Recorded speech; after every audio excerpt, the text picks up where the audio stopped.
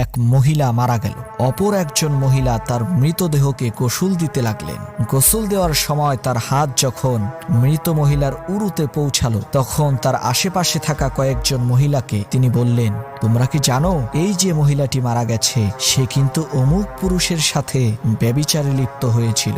এই কথা বলার সাথে সাথে সেই গোসল প্রদানকারী মহিলার হাত মৃত মহিলার উরুর সাথে অলৌকিকভাবে আটকে গেল। শত চেষ্টার পরও হাত উরু থেকে আলাদা করা গেল না। এভাবে কেটে গেল 3 রাত 3 দিন।